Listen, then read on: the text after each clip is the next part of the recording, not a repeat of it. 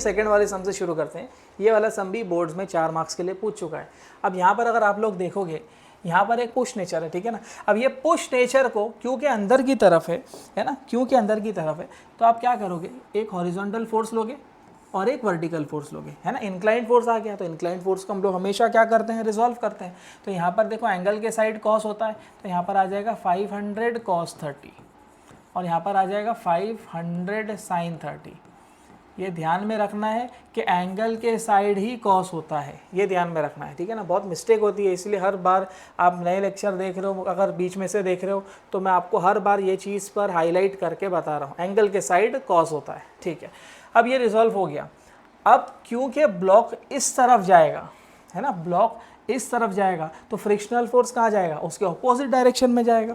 तो frictional force इस direction में आने वाला है, और फ्रिक्शनल फोर्स इस डायरेक्शन में आ रहा है, इसका मतलब F = μRN राइट साइड पर आएगा, ठीक है। और क्योंकि वेट डाउनवर्ड डायरेक्शन में है, तो इसका नॉर्मल रिएक्शन अपोजिट डायरेक्शन में आएगा, ठीक है।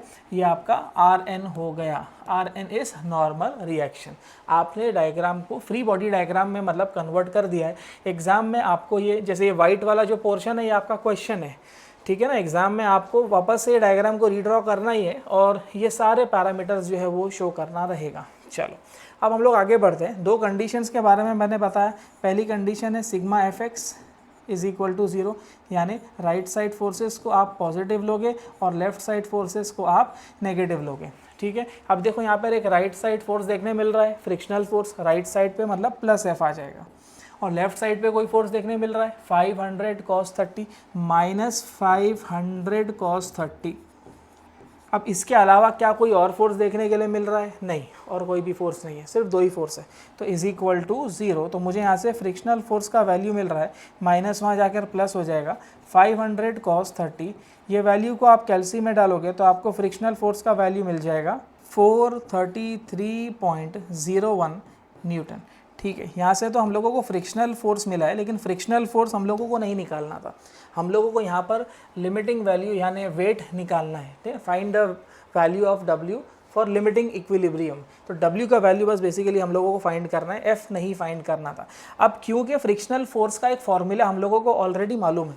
फ्रिक्शनल फोर्स का फॉर्मूला क्या था, फ्रिक्शनल फोर्स का फॉर्मूला था F = μRN, ठीक है ना। फर्स्ट वाला मेरा लेक्चर अगर आप लोगों ने देखा है तो उसमें ये फॉर्मूला आप लोगों को दिखेगा, वहाँ पर मैंने इसको क्लियरली एक्सप्लेन किया है कि फॉर्मूले में एक एक पैरामीटर्स क्या है। तो यहाँ पर मुझे RN अगर चाहिए तो मैं क्या करूँगा, इस RN को यहीं रहने दूंगा और F के नीचे आ जाएगा म्यू। देखो F का वैल्यू तो है मेरे पास 433.01 डिवाइडेड बाई म्यू का वैल्यू दिया हुआ है 0.25।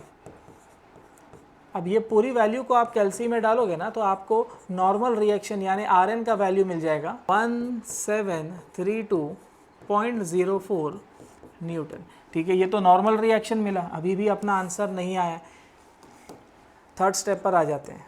थर्ड स्टेप क्या था, सिग्मा Fy = 0, यानी अपवर्ड फोर्सेस दिखे तो पॉजिटिव लेंगे, डाउनवर्ड फोर्सेस दिखे तो नेगेटिव लेंगे, ठीक है। अब यहाँ पर कोई अपवर्ड फोर्स है क्या, +RN, ठीक है, +RN -W, ठीक है, -W।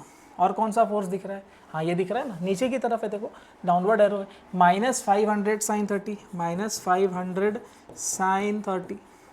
अब इन तीनों के अलावा और कोई भी वर्टिकल फोर्स नहीं है, = 0। अब क्योंकि मुझे यहाँ पर W चाहिए, तो मैं W को क्या करता हूँ, देखो क्योंकि W नेगेटिव में ना, इस W को वहाँ ले जाओ तो यहाँ पर पॉजिटिव में हो जाएगा, और RN का वैल्यू तो है मेरे पास 1732.04 -500 sin 30, है ना, sin 30, और W वहाँ पर जाकर जो है वो पॉजिटिव हो गया, ठीक है। सो देयरफॉर W = ये पूरा वैल्यू कैल्सी में डालो तो आपको W का वैल्यू मिल जाएगा 1482.04 न्यूटन, और ये रहेगा आपका फाइनल आंसर, ठीक है। इंपॉर्टेंट सम है, समझ में आया है तो pause the video to note down.